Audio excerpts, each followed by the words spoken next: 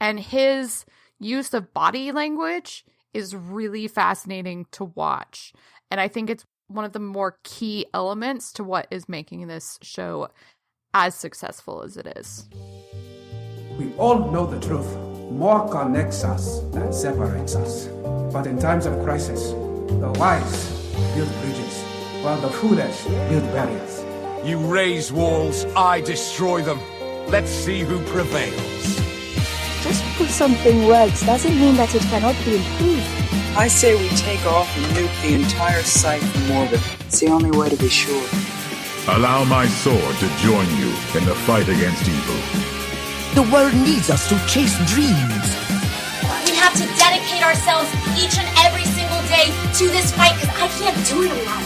You, the people, have the power to create machines, the power to create happiness. You, the people, have the power to make this life free and beautiful, to make this life a wonderful adventure. Then in the name of democracy, let us all unite!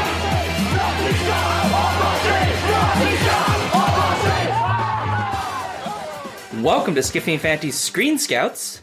Sukuigar Elite Skiffy and Fanty. You're gonna start with some Mandoa before me? Seriously? Seriously. I'm Sean. I'm Jen. And I mean, if you can't figure it out, we're here to talk about a really important show called My Little Pony. Mm-hmm. It's one of the best. Or alternatively, The Mandalorian, which is a really important show that everybody should be watching. And if you don't have a Disney Plus account, Jen will let you borrow hers. So No, I won't. Only Sean gets to do that because he is a sad, sad human being. That is true. Yeah, I am a very sad human being. But I did offer to share boxing with you, so... Gee, thanks. You're welcome. Not my fault you don't like it. I offered to share, so it's not totally non-reciprocal. That's true. In any case, we're here to talk about the first 3 episodes of The Mandalorian, because those are the only ones that are available, and Jen needed to pick me up, and so we decided, we'll do this, because as she's gonna probably scream in a hot minute, there's a thing she really likes in this show, and she keeps calling it by the wrong name. Yodito! Jesus Christ. Oh, Jesus. But first, I must say something very important to everybody, which my Star Wars fans will really appreciate, because they will know this, and they will be at home or in their cars, just fists up in the air, ready to go. Are you ready, Jen? This is really important. I am ready. Kote! Yeah. I could go on. Please don't. We will link to the song in the show notes. But Sean is going to stop singing Mandoa for us. Or he's not. Jorsoran Kandoa Tome Sakiram Nautrashin Kadvodeyan.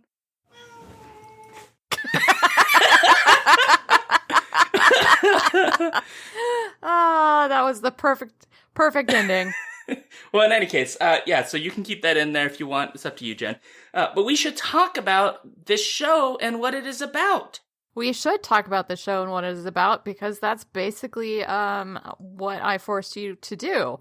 So obviously, The Mandalorian was just released just a few weeks ago. They do an episode a week. But I felt like the first 3 episodes were a good enough arc that we could probably start discussing the show now as opposed to waiting until the entire first season is over with. So The Mandalorian is Jon Favreau's basically baby in terms of the Disney Plus universe. He created it and is one of the main writers behind the show. Each episode has a new director, which has been really nice to see. It follows the titular Mandalorian. Yep, whose name we do not yet know. We do not yet know his name, although there is some speculation because Pedro Pascal had an interview in which he may have said the name. Right, and Pedro Pascal obviously is playing the titular character. The titular character, which is super exciting. Like, when I first started watching it, I was like, is this actually Pedro Pascal, or are they saving so much money by just having him voice the do the voice acting? Because The Mandalorian, as some people might realize, at least in this show, does not remove his helmet. And there's in fact a reason for that, that Yes. we learn, I think, in Chapter 3, The Sin, which is that part of the culture of his clan, or elite, is that they do not expose themselves to other people. And part of that is the background that we learn in the first 3 episodes, which is that this is taking place 5 years after the Galactic Empire, but the Mandalorian culture is sort of in tatters as a consequence of something called the Great Purge, in which the Empire essentially stamped down hard on Mandalore and its people. And so they've been sort of forced to effectively exist in a form of exile, hiding in the shadows, as it were. And so they don't expose themselves, and they don't go out more than one at a time, generally. And that's really important because this is essentially, it's like a diaspora story about an oppressed people. Yes. And I think it's fascinating because of the history of Mandalorians and Mandalore in the Star Wars universe, that we're getting this story about them of all people. It's really fascinating. It is really fascinating, and I'm coming at this with very little knowledge both of the extended universe and canon, the new canon. And Disney is actually wrapping in some of the prior stuff. Yep, a little bit. In their world building. So it's hard to say, like, what portions of it are going to play a part moving forward. But one of the people that is involved in the writing of the show is Dave Filoni, who has also worked on, I think it's Rebels or Clone Wars, one of the animated series. Yeah, Clone Wars, and he worked on Last Avatar as well. Yes, but in show, terms of the show, the story of the Mandalorians, some of that came out in Clone Wars in terms of the Disney new canon. Well, yeah, and there's a huge sequence about Mandalore in the Clone Wars, which superfans will have known, and if you've not seen it, I do strongly recommend the Clone Wars. It's really good. And that's, I bring this up because part of the reason that Sean mentions that this Mandalorian's culture does not remove their helmets, although I have a feeling that this line is actually more symbolic than it is literal, because clearly they have to eat somehow. But they use straws, Jen. They only use straws. They have an entirely liquid diet, and they never brush their teeth. But there are Mandalorians in Clone Wars, and they do remove their helmets. So there is a difference clearly between those clans, or potentially just what happened prior to the Purge, the Great Purge, and what is happening now. So whether or not that's specifically a clan decision for this Mandalorian's clan, or if it's a larger Mandalorian sort of edict, we don't know, but that's not important at this point. What is important is that we have essentially a masked figure with no name, which leads us to one of the influences on this show. What is that influence? Do you know what that influence is, John? Do you? Are you talking Westerns? Yes. Like The Man with No Name? The Man with No Name. Oh, okay. I was like, I felt like you were making some other reference, and I was like, well, I don't know what you're talking about, Jen, because it's really obvious that this is a space Western. No, clearly it's The Man with No Name. That's a big part of what the appearance and possibly even the storyline of The Mandalorian as this show exists. And that is a really, really cool feature. Obviously, there's also a lot of Kurosawa influence, because they basically dug back to what originally influenced George Lucas in creating Star Wars in the first place. But they're taking a very different direction with it in terms of, the scale, so to speak. Yeah. Would you say that's fair? Yeah, I think that's fair.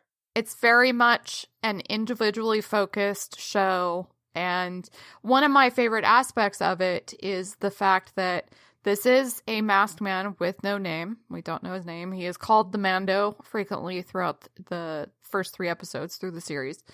So that's essentially the nickname most people are now calling him, is just Mando. And I think the really fascinating part about the direction of the show is how much they are able to emote, how much Pedro Pascal specifically, because it isn't him in the suit, although it would have been very cheap for them just to hire a stunt guy to do it. But it is actually Pedro Pascal, and his use of body language is really fascinating to watch. And I think it's one of the more key elements to what is making this show as successful as it is, personally. So I will admit that I have intentionally been avoiding, as much as I can, conversation about this show before it was even released.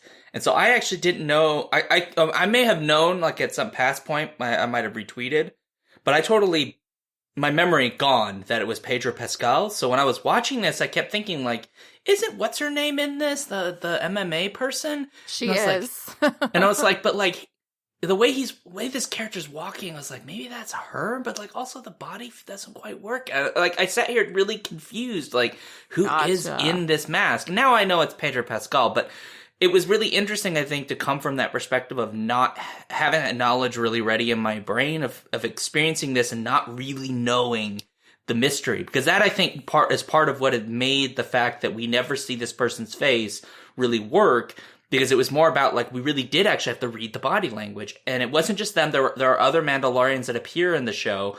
And it's the same. And while voice can obviously give tone, what's interesting about our main character is that there isn't a lot of emoting in the voice by comparison to other Mandalorians we do get, where the emoting is way more pronounced. So yes, and just other characters in the show, period, who are like Carl Weathers. Carl fucking Weathers is in this, Carl Weathers is at, even Taika Waititi as the voice of IG-11, the droid bounty hunter, who shows up in the first episodes. We're not spoiling anything yet. Yeah. So even he, as a robot, in some ways is emoting more orally than Pedro Pascal is. So you're really, really relying on his body movements to judge what is going on. Also the soundtrack, which is a fantastic, fantastic score. So there's lots of little pieces that are going into this that are creating the story of The Mandalorian without using, like, specifics, I guess. It's a very nuanced show, is, I guess, what I'm going for. I think there's some... I've only watched it once through these first 3 episodes. I think compared to a lot of Star Wars, there's a lot more nuance, because I think part of that is that the direction choices are very, very heavily influenced. And this is not like news, but it is referred to as a space Western, and it borrows very heavily from the Western genre. Yes. Not just in terms of the plot and narrative, but visually, even to some degree, the music has some qualities of that, even though there's 100%. A lot of electronic stuff in it. There is that quality. And it's really interesting to watch, because I think it affects how we engage with the medium in a way that we don't normally do with Star Wars. Because much of Star Wars, while there is, I don't want to suggest that there's no nuance in Star Wars, there is. It is very much about the sort of grand myth and, the big good versus evil. And yes, the series at various points does try to complicate that, but it's still very much about the big strokes and then putting people who are our focal points in that to try to sort of mediate the experience through their emotions and their struggles. But this story, because we don't have any of the trappings of the traditional trilogies, or even something like Clone Wars, which is super embedded in the trilogy narrative, we're not sort of... We're sort of watching it in a way that we can't watch something like Force Awakens, for example, or The Last Jedi, or like what we'll see with Rise of Skywalker, or the prequels, or whatever. Or even something like Rogue One, which, even though it's separate from the main storyline, is still indebted or heavily connected to that epic battle between the rebels and the Empire. Like that's what is going on in every other story, really, that we've been given in some capacity or another. Yeah, and maybe the exception, Solo, kind of. It does have some tie-ins in terms of some of the information that's released towards the end, and there's obviously the Empire, but maybe to some degree because it's Solo before he becomes the Solo we know, there's a little bit of that. But even still, right, we're watching that with the awareness of who he becomes. This Mandalorian, it's not Boba Fett, right? Because this is set after Boba Fett's theoretically dead. I don't know what's happened to Fett in the new universe. In the old one, he sort of survives and then eventually dies. I can't remember how. Well, in the new one, I don't even think he's considered Mandalorian. Oh, Boba Fett? Yeah, because he wouldn't have come from the culture. Interesting. So there's the potential for it that he still is.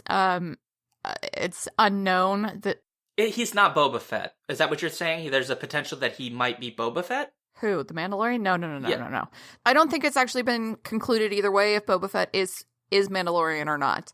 It is possible that he just stole the armor, which would actually make some sense given what happens to him and what he agrees to do. No. In Attack of the Clones, Boba Fett is a child. He is presumably his father is or was Mandalorian, but maybe Jango Fett stole the armor. That's possible. Is that what you mean? Sorry, that's what I mean, yes. Boba Fett clearly is not Mandalorian. He was not raised in Mandalorian culture. He was raised by Jango. Jango Fett, whether or not Jango is actually a Mandalorian or not, I think is actually questionable as well, given the fact that I don't think that the Mandalorian culture really would have been big on him selling basically his DNA and his services for something that large scale. Well, especially during that period because of what we know about Mandalore during the Clone Wars, it was having pretty substantial cultural shakeup. Right. Of which the tribe, based on the very light detail we get in these three episodes, strongly has suggested that the tribe may have been linked in some way with the more traditionalist side than Sabine, who would have been more of the sort of modern Mandalorian aesthetic. Right. So who knows? It could be either way. What we do know for sure is that this Mandalorian is neither Jango nor Boba. Correct. Obviously. Yeah. And is pretty strongly Mandalorian. Yes. And one of the things that you find out very quickly is a little bit more about the Mandalorian culture for those who don't know it, which was really nice, like I said, for someone like me who literally came into this not knowing anything about Mandalorians at all. And just sort of having a vague notion that they wear helmets. That's because Boba Fett was our only Mandalorian. Right, exactly. So that they wear masks and they are bounty hunters. That's literally all you come into if you are not obsessed with everything else and haven't watched any of the other series and so on and so forth, like I haven't. Then you really come into this not knowing anything. And I think it does a really good job of showing you and introducing you to this culture, or at least the culture of this clan, and more about Mandalorians in general. And I thought that was really fascinating and very well done. But why don't we get into put sort of a spoiler wall up and start going over the episodes? All right. So spoiler wall it is. It's a trap. No, it should just be me going, Kote! You're such a nerd. I am a nerd. Well, in any case, that I will say that overall, this show is really good. Oh yeah, before the spoiler wall, let's just rewind slightly. It is really good. That is the spoiler. We haven't really just done our general impressions. I mean, we have done our general impressions, but... No, I want to leave it as a spoiler. You want to leave it as a spoiler that you really like the show? Because everybody is terrified of what Sean's going to think of the new Star Wars thing. Oh my god, this is so true. And this bastard today, I'm like, did you watch it yet? Because I've been super excited about the show. This guy responds with, I have thoughts. God damn it, that gives me nothing. So I've been literally sitting here but what does he think of the show? Does he like it? Does he not like it? I had a feeling once he started speaking Mandoa that chances were good. I was going to do that either way, to be honest. I'm granted, such a Star Wars nerd. But the fact that you kind of threw yourself back into that fandom that meant to me that you probably liked it. So I am glad to hear that you liked it. And yes, I suppose that is a spoiler for all of us who consistently go, but will Sean like it? Well, so I say it somewhat jokingly that I did it this way as a spoiler, mostly because I have made the very conscious decision that I cannot be a Star Wars fan if my primary mode of engagement with Star Wars is me not liking stuff.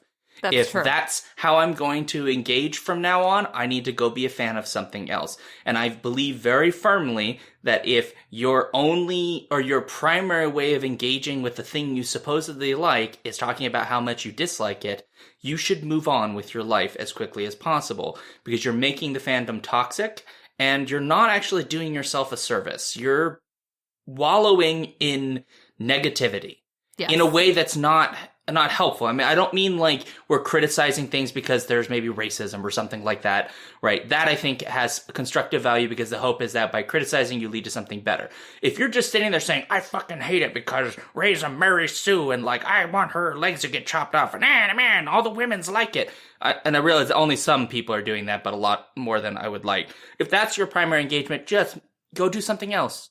Yeah. Right? Fucking Star Trek is still there. Right? You can go be a Star Trek fan. So I have made a concerted effort to say that I'm allowed to not like things in Star Wars, but if I am going to be a Star Wars fan, I need to come at this from I'm a fan, which means I'm not going to like every Star Wars thing that comes out, right? There may be episodes in this series that I don't think are very good, or there may be aspects I don't like, but if overall, if I look at the grand scheme and I say, overall, I still really love Star Wars, then I can continue to be a Star Wars fan. I can continue to engage. And in this case, The Mandalorian, I think is really, really, really good and is really interesting. And I think people should watch it. And I will say that since we're going to talk spoilers, there's just a lot. There really isn't a lot to spoil now that I realize it. But no, there isn't. I spoiled it just by saying Yodito, but since his GIF is literally all over the internet, or was until Disney Plus sued to have them all taking it down. Yeah. But whatever. Aside from that, his picture is everywhere. He is going to be the best-selling thing. If they were smart, hopefully they started designing his toy months ago and are now going to release it for Christmas. I'm just saying, because I want that fuzzy little adorable thing. This show has a lot of potential, I think, for Disney to make money off of extra stuff. So much money. If they just make prints for your wall of just the art that's in the credits for every episode. Oh my god. They would sell those left and right because they are gorgeous. They're splits of scenes. They're parts of scenes, but most of them are... Stop. Let's go in some sort of order, because I definitely agree with you on that. And it was my first reaction to seeing the end credits the first time.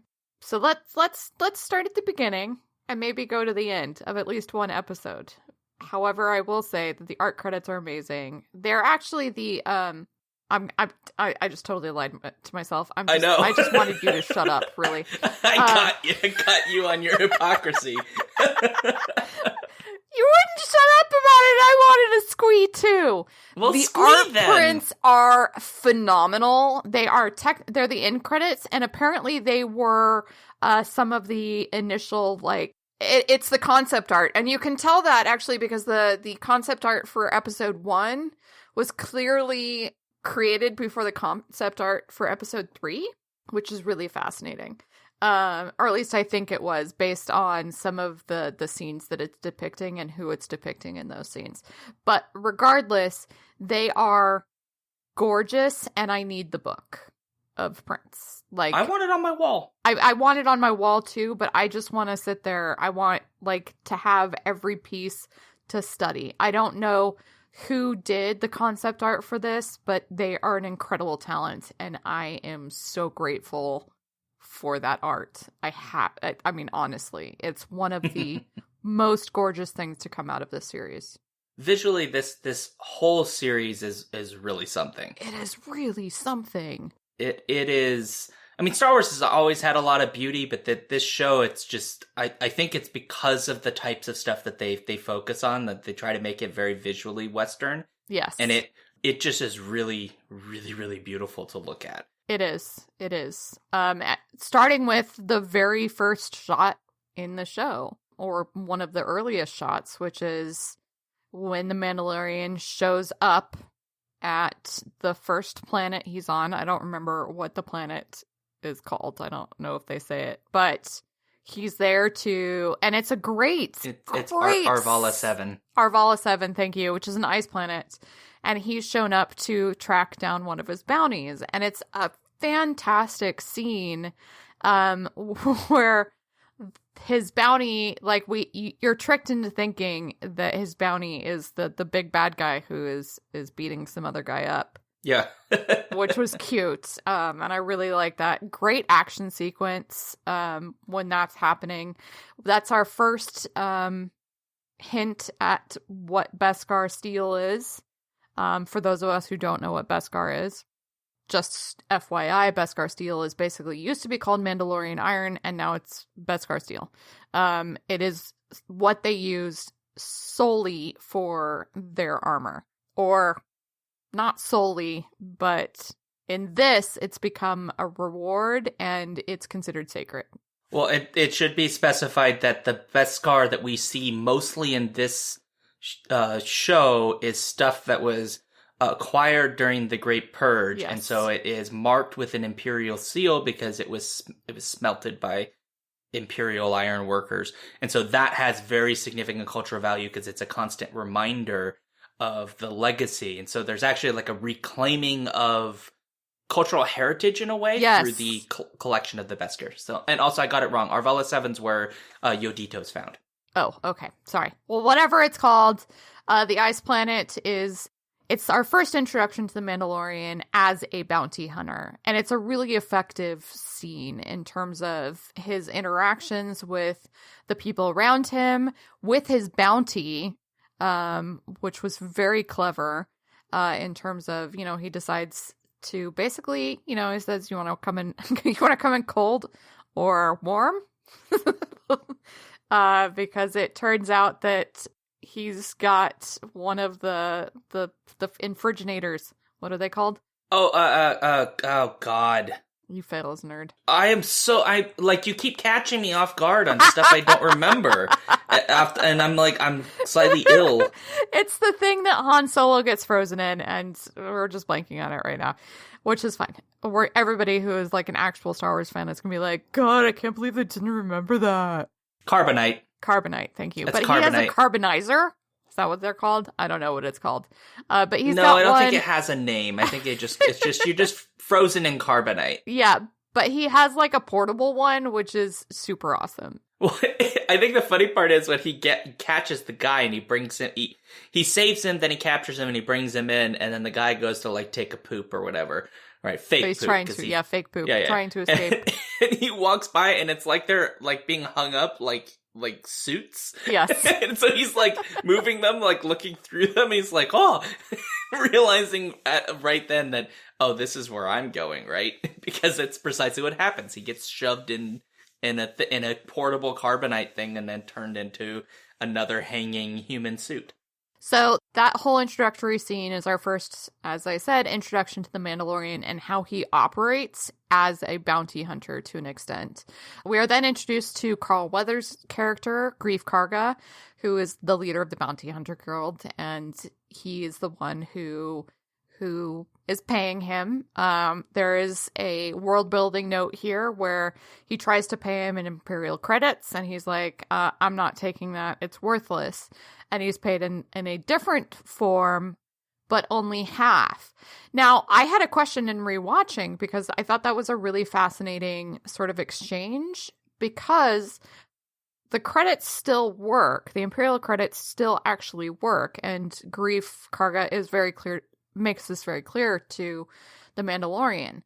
But we find out over the course of the series how much, and this is like, we don't know about the Great Purge at the beginning of the show. Right. That's revealed over time. Well, it's in Clone Wars. It is in Clone Wars, but for those of us that are new to Mandalorians in general and this world, we don't know what the Great Purge is. And I find it really fascinating that they're using these little touchstones to create the larger world, both for people who have watched things like Clone Wars and Rebels and all the other stuff, and those who have not. So he rejects the Imperial coin, and we find out later that's probably because, not just because they're worthless, or he thinks they're worthless, but because he tries not to take things that are stained by the Empire. I will note that Grief Karga is probably being somewhat disingenuous, which is not surprising because he is the sort of head of a bounty hunter guild, and let's be honest, there's morally a bit of, questionable. Yeah, certainly some of that. And they are in the outside of the center. They're more on outer rim territory, where Imperial credits may in fact have always been of lesser value in general, because as we've learned, some of the outer rim planets in some of the previous material that most people have seen, some of the films, Imperial credits basically are not worth a lot in the outer rim. And so they may still not be worth very much. And so him actually trying to give him Imperial credits, he's like, oh, they're still good. And it's like, well, you're trying to get one over on someone who's actually probably really, really intelligent and knows precisely how much they're much they're worth. So, but I think it was interesting that it could be read either way, especially I think it's both. In a rewatch. Because, agreed. I think it is a bit of both. But it's like an insult on two different levels. Yes, exactly. And so him taking the other form of credit, I thought was really fascinating. We are then introduced to Werner Herzog as the client. Quote, he has no name. Has no name. But he does have stormtrooper bodyguards, which strongly suggests that he may be a former Imperial officer. A former Imperial officer, or potentially someone that is working towards building the First Order. Who knows? We don't know, because this is 5 years after the end of Return of the Jedi. Yes, and it is way before the actual... it's 23 years, I think, before the next movie. I don't know exactly when the First Order comes about, but... It's much later. It's much later, but could this be part of the building phase? Don't know. This could... Well, yes, it maybe not in the way that there most certainly are Imperial remnants that may not realize that they're eventually going to become the First Order. Right. But certainly make attempts to bring some form of Imperial Order back. Right. Which... is a really cool thing that Disney, I think, has been doing as a way of making some of the sort of old school fans not feel totally like their entire perspective of Star Wars was just discarded, like it wasn't worth anything, which is there are Imperial remnants in the Legends universe that are very significant. And so the suggestion that this may still be going on, both is consistent because an empire doesn't just fall and then nothing's left over. And also some of that history. Yeah. We do know from interviews and the trailers that Giancarlo Esposito is when he comes into the show later. No, please don't tell me what this is. I'm not. Anyway, there are more pieces of the Empire still hanging around. We know that.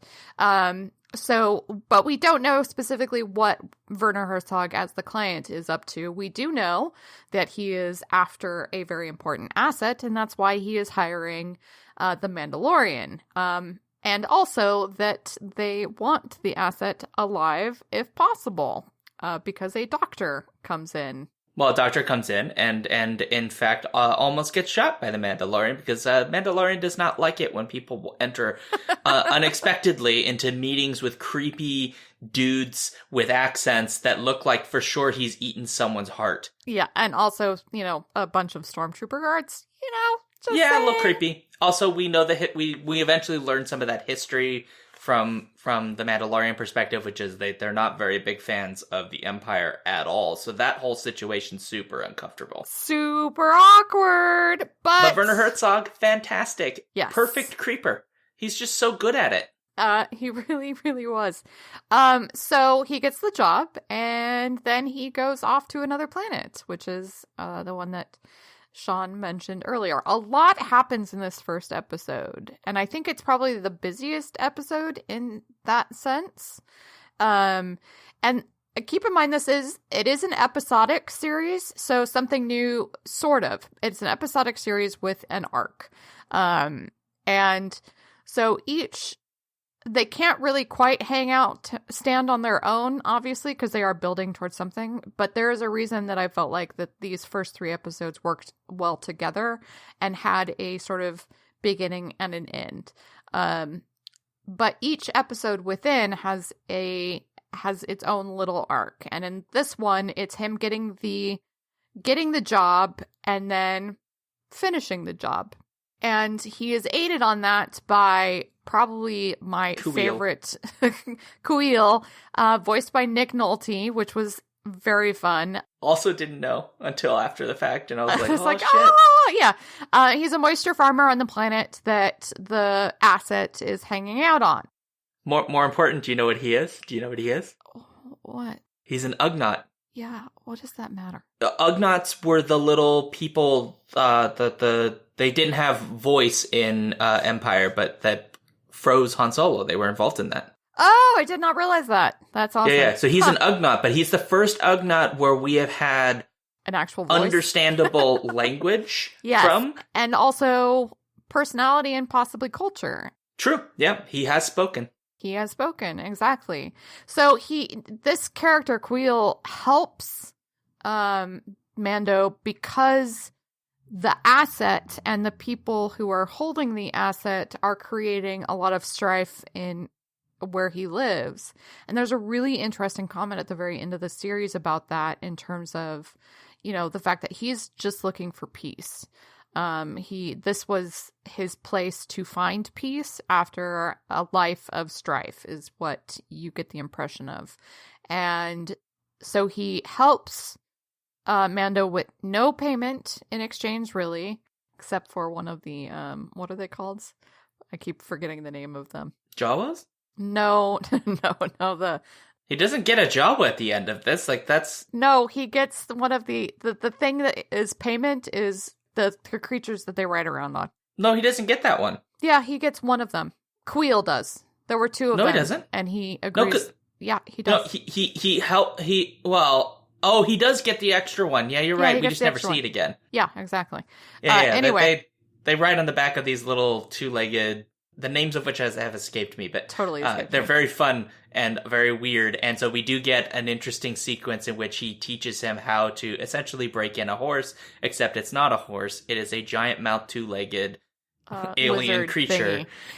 But we do again there get another piece of Mandalorian lore, which is that he says your ancestors rode the mythosaur. I'm pretty sure you can handle this. Big deal.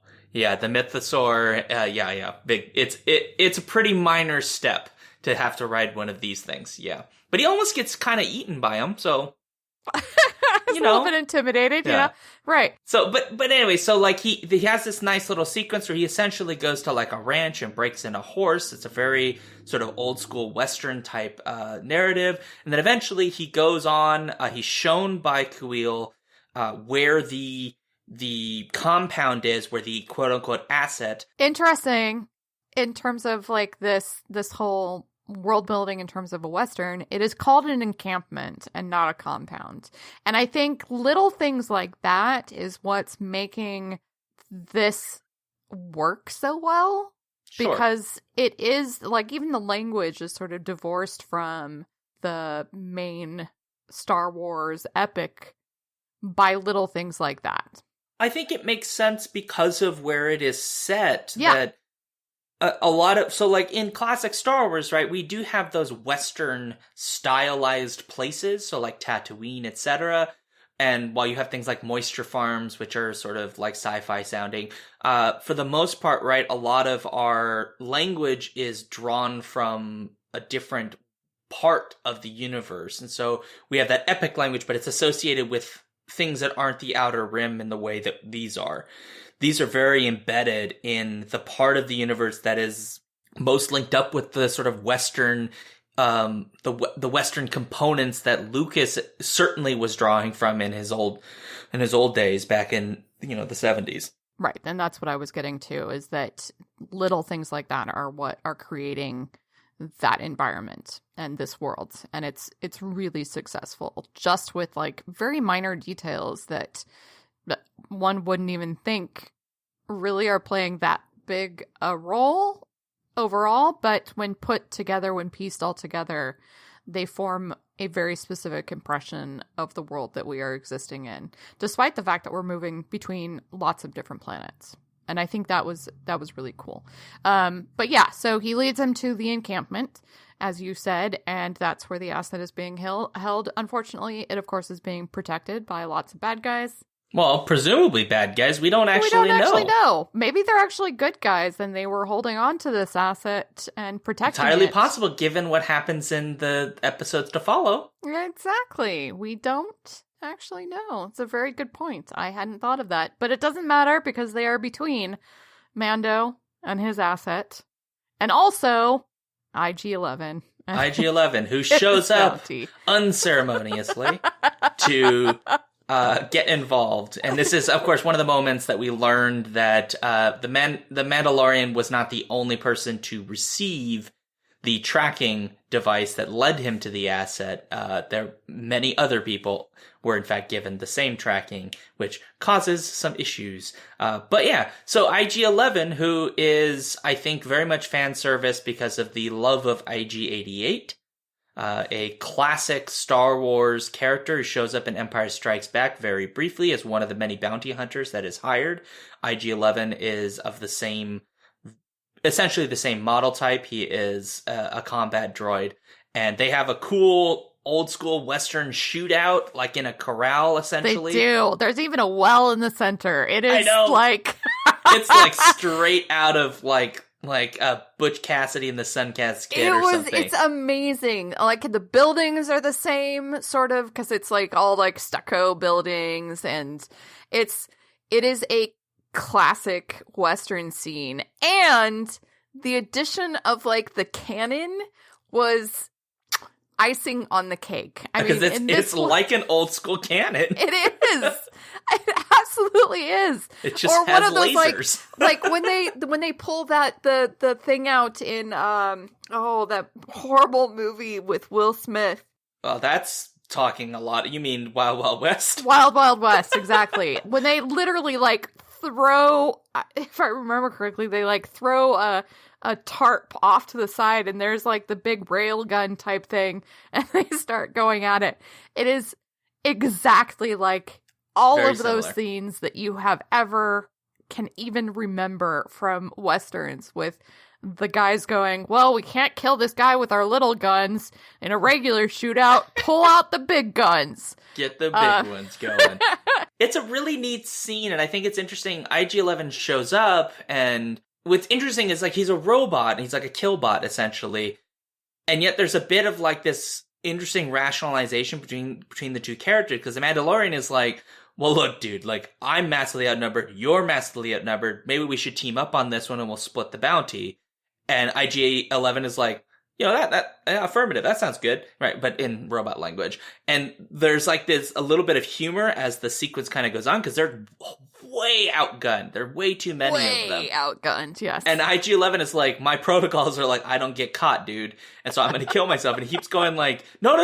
Like, stop self-destructing. Hold on. We're not done yet. Calm down. It's pretty great. And especially since it's Taika Waititi doing the voice, I know. you know, who somehow doing a flat robot voice is still hilarious. It's really good. It's a very interesting sequence overall. It is. And it was again one of those pieces that really like hammered in this is a Western. But it's fascinating too, though, because we have to remember each episode is directed by a different person. So each director, this one is Dave Filoni, who again did Clone Wars. He actually also did a couple of limited series, other series, the Star Wars Resistance, and one other. So he is like very steeped in the Star Wars universe already. Well, which is why he probably was picked. And I think his shows specifically were the ones that dealt with Mandalorians. So, very wise choice overall. But he clearly to me, he's pulling the most from those spaghetti westerns out of the 3 series. I don't know if you agree, but I think it's a heavy influence. It's the most Western of the 3 episodes for sure. Yeah. But yeah, and then they win. And IG-11 gets shot in the head because he was told to kill the asset, interestingly enough. And he doesn't negotiate on the terms of contract. Nope, he really doesn't. Gets killed because it is discovered that the asset, who we're told is supposedly 50 years old, right, but they have no visuals on it, and so he doesn't know what he's getting into, is actually a child of the same species as Yoda. Which has led to much a cry of joy on the internet in the form of Yodito, because yes, baby Yoda creatures are goddamn cute. They are freaking adorable. Absolutely. And this is done both in CG and puppetry. So, and it's really successful. And do you want to know why a lot of it was puppetry? Apparently Werner Herzog. Yeah, because Werner Herzog found out they were going to CG it all, and he, like, in his very special way, basically told them all, you're a bunch of cowards if you do this. And I guess they must have backed down at least somewhat, because if Werner Herzog's calling you a coward, that's a hell of a thing to get. That's a hell of a thing to get. And interestingly, he grew really attached to the Baby Yoda puppet. So I bet you he did. I can imagine. I mean, I would have grown really attached to the So Baby this is the Yoda thing about puppet. Werner Herzog, is it, for those of us who are like Werner Herzog fans in the sense of like his character or even about his films, he is this very unique individual, right? It not just because of some of the movies he's made, some of which are controversial, but even some of his like narrations he's done for nonfiction. Like he has this quality that is just so unusual. Like they're literally Twitter accounts or like Herzog accounts that are just like trying to like reflect on the world through the mind of Herzog. And Werner Herzog, when he came into this show, had no experience with Star Wars. He knew it existed, but he had never seen it. He didn't have really any opinion of it. When people told him, like, oh, like, would you like to be in Star Wars? He was like, why would I be in that stupid thing? And then when he got there and he saw the stuff they were doing on set and he started to learn about the story, and he was like super fanboy stoked. And I just want you to imagine Werner Herzog, of all people, geeking out about making a Star Wars story. Concerning the fact that, like, he would sit there and, like, talk to Baby Yoda, the puppet, like it was an actual baby. I mean, like, I fell in love with Werner Herzog because of this show. So. Yeah. I mean, he doesn't do it in the show. It's things he does outside of it, because his character is very much coded as a villain of a sort. Yes, villain of a sort. We don't know what sort, but he is a villain. Anyway, and that's the big reveal. Like, there's things that happen over the next 2 episodes, but needless to say, people were stunned by the asset reveal. They do a very good job of hiding it up until this point. They say it's 50 years old, and so everybody just automatically assumes, 50 years old is an adult. And so to see Baby Yoda was just like, I mean, it was fan service heaven at that point. Obviously, immediately people are like, well, is that actually Baby Yoda? And you're like, no, that's clearly not Baby Yoda, because Yoda's dead. We do know when this takes place. Yep. Yoda is gone, is force ghosted.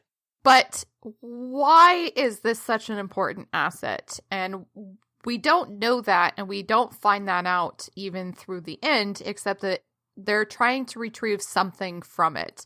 There is a reason that the doctor is there. So are they trying to clone this creature? Who knows? Are they doing something else with it? Who knows? I got some guesses. I'm sure you do. And it's super fun to watch this show and be like, what's going on? And it is really, really fun just seeing all of the conjecture flying around about various aspects of The Mandalorian, including one in which Pedro Pascal is the voice and might be the body even. We don't know, but that it's actually a woman under that helmet. That was one theory, at least for a little while. So there are things like that still floating around, and it's cool that that people are getting as invested in The Mandalorian as they always have with Star Wars, because not only is Star Wars it's a fun series, but it is something that there is a lot of potential for discussion and musing and creating stories about. And I think that like this ending really showed that, just how much fun can be had with this world, and so much fun, right? And how much people are really going to bring of themselves and their own love of this series into their watching of it, and their investment in it. So that reveal was just phenomenal. This show overall is so far really, really, really good, and an example of what I wish we had been doing sooner, which is live action Star Wars television, because there was so much concern, like, can we do it? Will it work? Because, it's not cheap. It's not cheap to do. And, there are aspects of this which are kind of cheap, and I don't mean cheap like as in made poorly. I mean, like, some of the choices for sets and sequences, like, they don't require a lot of CG to make those work, right? They're very much about scenery decisions, which really just involve flying somebody somewhere compared to like, $11 million for like a CG sequence. But it shows us the potential that Star Wars has beyond the standard films and the trilogies. And I am really excited because I want to see where this goes. It's already been renewed for a second season. These 3 episodes aren't the whole of this season. They've already renewed 5 more episodes to go on this, which is super awesome. I want to see more because the not just of this show, I think there's a potential to tell a lot of very interesting, different kinds of stories that we often do not get, because so much of the classic narratives of the 9 focus so much on the like Jedi Force stuff, and that is here because the Yodito has Force abilities that seem to be latent to a degree. Hey, spoiler for episode 2. Well, this isn't just an episode 1 thing. And they had a spoiler well earlier. But the Force is here, but the focus isn't about like Force users like struggling with the Force. It's more about like the underbelly of the society that exists in this universe, of them trying to struggle. And I think, and very specifically in this series, in that vacuum that was left by the destruction of the Empire, the rise of the New Republic, and we still don't have the First Order. So a lot is happening, but this is a rebuilding phase for this galaxy, this universe. Yeah. Like, so a lot of people are abandoned. And it's really fascinating to see how that plays out in both Mando as a character and the rest of, the people that are around him and his clan, for instance, which we're going to get to right now when talking about chapter 2. Shall we? We're not going to do all 3 chapters at the level we just did. I thought we were. Jen, it's almost an hour recording. I know. I mean, we were going to talk about all 3 chapters, though, and we have totally just, talked about chapter 1 and the show as a whole. We haven't even discussed chapter 2 or chapter 3. Okay, well, I will just tell you honestly right now, I actually did not anticipate that we were going to be recording for 3 hours. Well, let's not record for 3 hours. Let's briefly recap episode 2 and episode 3, and then we'll go into them real quick. Very briefly. Okay. Well, I'll recap these 2. It'll be fine. So, all right, so to briefly talk about chapters 2, which is called The Child, and chapter 3, which is called The Sin. In chapter 2, he comes back from the Enclave, or the encampment, and discovers that his ship has been torn apart by Jawas, which is a nice reference because Jawas like to take stuff off things. He, of course, gets really angry because how dare you touch a Mandalorian ship. He vaporizes a few of them, tries to get onto the ship to get his parts back, and is ultimately unsuccessful, and then requires Kuil to help him effectively get in contact with them. And of course, his natural reaction is, I want to kill these bastards for stealing my stuff. And eventually he gets them to agree that if he gets this thing called the egg, he will be able to get his parts back in trade. And we learn that the egg is in fact an actual egg. An actual egg that potentially, I guess, it's a hairy egg, I should note. It's got hair. It's very insulated. It is the poop or potentially actual egg. It's an actual egg of the Mudhorn. It's clearly an egg. It really is an egg. Of this giant rhino-looking thing called a mudhorn that literally almost kicks his butt. And it does kick his butt. It does kick his butt. He almost dies. The only reason he survives is because Yodito apparently has very strong force powers for a child of 50. Who knows? Yes, and again, this is a child and is clearly presented as being infant-like. Maybe not quite infant, maybe like 1-2 years old, like what a human child would look like. About a year old. Yeah, about a year old. Not quite verbal, makes sound, but doesn't use any words. Right? Is aware and is interacting with the world, but is not presented as being the age that it is suspected of being, which they say is 50. So apparently Yoda species live for like 8 billion years. Whatever. But anyway, so he does fight it. Eventually, Yodito levitates the beast, and he's eventually able to deal with it, and then he kills it. He brings the egg back.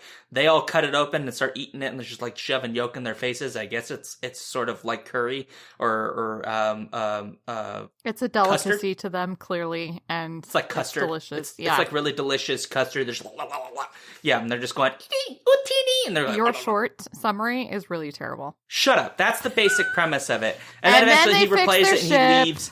He has a lovely moment with Kuil, and unfortunately Kuil is going to be on his own, and presumably it may never show up again in the show, which is sad because Kuil is great. He says, "I have spoken," and then he leaves, and they have a nice friendship. 3, the sin, is when he actually brings Yodito back and runs into some moral quandaries, because on the one hand, he was promised 20 bars of Beskar, which is a lot, and could in fact give him a lot of new armor that is beautiful and fresh.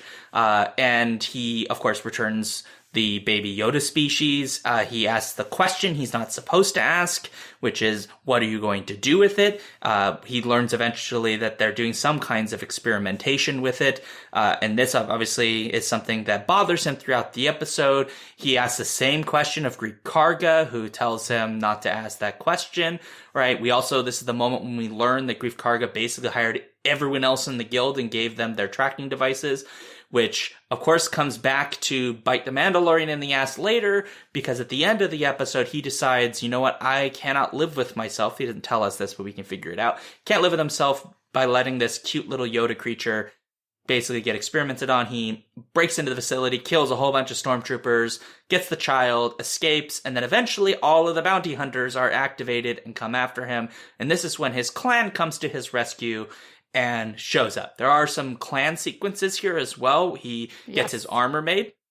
He has a brief conflict with another member of his clan, who is very upset with the fact that he is using Imperial smelted, marked Beskar bars, and there's some conflict there, but ultimately it really kind of comes to nothing, because the Mandalorians really come for their own, right? They come to protect their own, and they in fact protect him.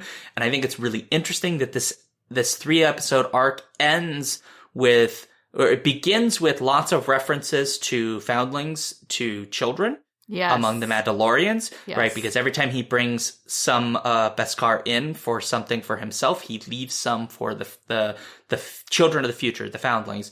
And he does this again with his 20 bars of Beskar. And then, of course, what is he doing? He is protecting an innocent child who has done no harm in these final moments. And then it ends with him escaping with what is possibly the coolest Mandalorian sequence ever, of them like with their jetpacks, like "Ba-da-da, killing all these bastards. And then a great like Iron Man nod right there at the end. Oh, and he flies and he gives a salute. That was a little bit like, okay, that's maybe a bit all too right, far. John. Thank you, Jon Favreau, for showing that you also love Marvel. We appreciate it. We didn't need that. We really didn't need that part. But no, yeah, it was cute. But overall, like the whole 3-episode sequence, I mean, I think there's a reason why you wanted us to do this, because these really are a kind of a perfect mini arc. Yes. If you read them all together. Yes. And I think the stuff that I enjoyed the most about this, like the combat sequences are really great. It's very well choreographed. There's a lot of really interesting story elements, but I think for me, the stuff that I found really, really fascinating was the mystery surrounding Yodito and also the stuff we learn about the Mandalorians through those brief sequences, because like even the idea, like he's supposed to have an insignia, but he wants that insignia to come from a position of honor. So he almost gets the Mudhorn as his insignia, but he says, I can't accept it because it wasn't an honorable kill. He had help from an enemy. Which was Yodito. Which is Yodito, but of course the Yodito doesn't know that he was an enemy, but at the time they in fact were, effectively. Yes. So there's like these really interesting elements of, I know a lot of people have been like, oh, it's kind of like a samurai story, and I can kind of see that, but there's a lot of this like that we know from the history of Star Wars that Mandalorians place enormous value in their armor, and that armor is heavily personalized for them.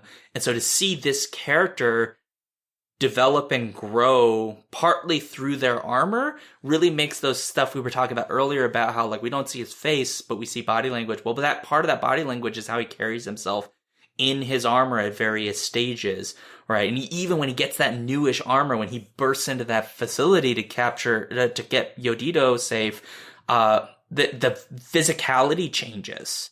Oh, see, that's something I didn't necessarily notice, but I think like specifically, but I think you're right. He's more like confident. There's like a greater confidence. He is more confident for sure. And part of that is that he finally has Beskar, chest plate, which is obviously a large reason for, a large space for potential for damage. Yeah. And I think your whole point about the signet is really interesting, because that is clearly what's going on here in terms of to see sort of how, because their spiritual leader, the woman Mandalorian, says something, the blacksmith, I should say, she says something about, has your signet been revealed yet? Like, that's because it's not something that they choose for themselves. It's something that is revealed sort of in the course of their existence. The reason the Mudhorn became a potential symbol was because, he defeated a foe that was essentially unbeatable. And that's why he was like, but I didn't, it was not an honorable kill for me. It was for, Yodito, but he was an enemy. So I can't claim that. That is not mine. And the fact that that's respected as, okay, then, we'll still see what it's going to be really cool to find out what his signet is. Are we going to find out in this first 8 episodes in the first season? I don't know. It's going to be, I'm really curious what it is going to end up being, because we've had no mention of the signets up until this point, and presumably they each have a signet, but I don't know that they even really showed that when they were showing the scenes with the Mandalorians, which I think is really interesting. They show one, which is presumably the clan signet, which is above the door to the ironworker. That's true. But it's not clear whose that is. Yeah, that might actually be Mandalore himself, because they were a different species, the original Mandalorians. But that's one of the interesting things about Mandalorians, is they exist within this show, and something that is actually true overall, as I've learned later, the Mandalorians are all different species because they are created of the foundlings. So this Mando is human. We see his parents in flashback sequences, and they were killed. And presumably that's the point where Mandalorians found him and then raised him. He was a foundling. His parents were not Mandalorian. They weren't wearing helmets. Nobody in the sequences were wearing helmets either. So he is very specifically an orphan of war. And I think that's an important sort of aspect of who the Mandalorians are and who he is himself. And these flashbacks are revealed when his armor is getting developed or is getting made by the blacksmith, which is a really interesting way to show sort of his trauma and also him sort of moving through that trauma. And as you say, developing as a person through the development of his armor. Yep. And I just want to add I double checked, but the horned sculpture that's above the door is a mythosaur. Oh, it is a mythosaur. Okay, and those are very important symbols for... So it may in fact be an insignia, but it may suggest not of an individual. It might be the group, and it may be a representation of their history. It could be, or it could be the clan. The clan could be the mythosaur clan. We don't, Yeah, well, they're called the tribe, but that may be part of the history because, right, we've been told things like, well, your ancestors used to ride the mythosaur, and like it's also possible maybe part of the ancestry of this particular group is in fact the killing of a mythosaur or something. We don't know though, right? Because it's shown to us very explicitly that this symbol is important, but it's not told to us yet, and I think that's a great bit of storytelling of leaving those little bits of mystery, which this show does very well while still giving you enough to chew on so you're not feeling totally lost. Right. Which is important. It is. I would like to note that in chapter 3, is it chapter 3? No, chapter 2, we get a lot more of the, which was directed by a Nigerian-American director, Rick Famuyiwa, who did a fantastic job of continuing the Western influence, very specifically The Man with No Name, in a lot of the sequences that are going of him walking, and they're gorgeous, gorgeous sequences. May I just add? Oh, this whole show is gorgeous. Oh, yeah, but I just had to point out those walking sequences because you get, the sunset going behind him, like a lot of those. The second episode is where sort of the Mandalorian emblem is coming from. It's coming straight out of that episode too. Whether they had designed the title before they made the episode, don't know. I don't know. But it's specifically that image of the Mandalorian and that is straight out of The Man with No Name with his cloak off to the side. And it's really cool. Oh, it's great. Yeah. I had to point that out. A couple of other things happen here too, which is as we find out more about the helmet in terms of this is where we learn that it's never taken off. However, as I said earlier, I believe that's more of a symbolic statement as opposed to reality, because the reality is that you'd have to take your helmet off occasionally. Well, they don't take it. I think the implication is they do not take it off in front of other people. You do not expose your face. Yeah, I think it's more because they don't take it off in front of each other either. Right, but I think that is culturally, right, the armor is your identity, but yes. We're also told that the tribe specifically do not go out more than one at a time. Only one of them is meant to be seen in public, with the exception of episode 3 when they all are around. And I think that part of that is they're underground, and so that it's a secret group. They're trying to protect their identity, but also build the myth. Because that's the thing that happens in all the episodes is everyone keeps talking about Mandalorians and like the stories about Mandalorians. Right. And they believe that he is like the only one, even though there's apparently a bunch of them hanging out, underground. And I think that's actually because clearly they are protecting them. They are in hiding. We don't know from what. Obviously the purge occurred. Are they still hiding from sort of remnants of the Empire? Are they hiding just for the myth? Are they hiding to protect themselves? Are they hiding to protect the children? There is the comment after they reveal themselves. He says something about how you're going to have to move, and I can't remember how he refers to the enclave of the Mandalorians, but he says you're going to have to move it, and they said that's okay. It is the way. But I think more importantly, yes, obviously they don't take it off in front of other people, but I think it's more of a, considering the situation that they're in, I think it's more of a, have you ever surrendered? And has anyone ever beaten you? And I think that's more what that statement of, have you ever taken your helmet off? Has it ever been taken off for you? Really means in terms of the cultural context. Maybe, yeah. Because this is a clan of warriors. Right. So I think it's a little bit of both, and I'm going to be really interested to see how that plays out and how much more of sort of the mythology and the culture that we get of this diasporic culture, the refugees they are refugees.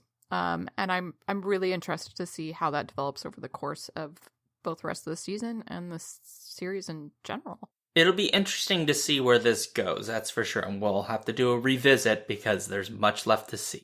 Well, this is Screens Out, so we don't have to do just one episode. We will come back maybe after the end of the season. So we've got 5 more episodes left to go this season. And I think it would be a nice time to come revisit. I think we're going to need to do a retrospective because Star Wars is, as of 2020, will be very different because a lot will have ended. So much. And I would like to point out Deborah Chow was the director of The Sin, which was the final the episode 3, and she also directed upcoming episode 7. She is the director and main producer creator of the Obi-Wan TV show. So the one that we're getting. The one that we are getting. Yes. Got it. So she is the main director of that series. So that's going to be... She does a fantastic job with The Sin. It was a beautifully done episode. Although I'm like, which one's my favorite episode? I don't know which one's my favorite episode. They're all so good. I just don't, you don't need to pick. No, but I really did love The Child. I think that was wonderful. The second episode. They're all good. And I will say for folks that may be curious, Bryce Dallas Howard is directing the next episode, number 4. Which is TBA, we don't know what it's going to be called. And obviously Dave Filoni and Rick Famuyiwa and Deborah Chow will direct a different set of episodes. And then the last one is Taika Waititi, who is directing, which I am really curious about because Star Wars is not Thor. and Taika Waititi has a very interesting directing style. Yes. In a lot of the productions that he's done that has a very strong comedic element to it with drama. Like, Thor 3 has a great deal of really important dramatic tension, etc. But it is in a lot of ways very vibrant and very comedic in a Taika Waititi way. And it'll be so interesting to see if they're going to let him have some of that quality in a Star Wars story, and if so, what did that look like? Right, but I don't think that these first 3 episodes are bereft of humor either. So no, not at all. I didn't want to give that impression. Taika Waititi's style is very different. Exactly. But clearly we get the humor with IG-11, but not just IG-11. You get some funny moments with Queel. I mean, just the fact that he says, I have spoken. And it's hilarious the first time that he delivers that line. Like, I have spoken. Absolutely hilarious. Even shooting IG-11 is oddly comedic. Yeah, it's a janky character. Yes. In episode 2, you have this great siege of the Sandcrawler, where the Mandalorian is desperately trying to get his stuff back from the Jawas. So he tries to climb on their land crawler thingy, the Sandcrawler. Yep. It's a great sequence because you're like, yeah, he's going to do it because he's the Mandalorian. And then he gets to the top and he is just shut down. And I laughed my butt off when that happened. I was like, okay, he deserved that. That's funny.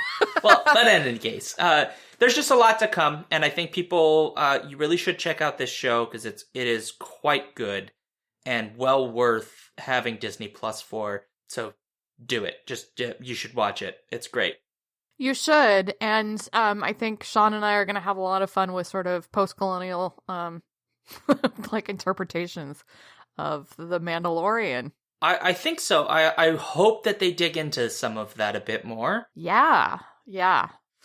It's going to be really interesting to see what happens moving forward. But I have to say, I agree. It is an excellent start to the extended Star Wars universe in terms of live action beyond the Skywalker saga. Yeah, absolutely. So does that mean we're closing out, Jen? I think we are, because clearly you have to get out of here, and we've been talking way too long, and I'm not actually looking forward to editing this. This is your fault, not mine. So I wanted to squee. Thank you. I just have to say, thank you for letting me squee about this show. I appreciate Yeah, it. you owe me $10. So, Okay. yeah. In any case, folks, if you have any opinions about the show, you want to let us know, you can reach us a couple places. We're on the Twitters at Skiffy and Fanty. We have a Facebook, facebook.com/SkiffyandFanty. You can also email us, skiffyandfanty@gmail.com. We also have a newsletter, skiffyandfanty.com/newsletter. We've got a booktube thing, youtube.com/skiffyandfanty. And we have a website that you can also go on. And there's like a comment function. You could use that too. That is obviously skiffyandfanty.com. And we are on Patreon. So please support us on the Patreon so that we can both quit our jobs and never have to do anything that is actual work ever again. Patreon.com/skiffyandfanty. And last note, if you could please leave a review for us. If you like what we do, we would really appreciate that. One of the best places to do that is at Apple iTunes to help other people find us and listen to us being amazing. Yep. And if you are a Spotify user, we're on there too. And it theoretically, if you're listening to us on there, it can help us.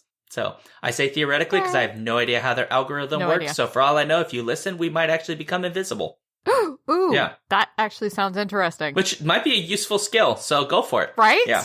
So any support you can have is great. Thanks everyone for listening. I appreciate it as always. Kote, Vodeon. Kote. And on that note, Jen. Awkward ending and scene. Awkward ending and scene. I have spoken.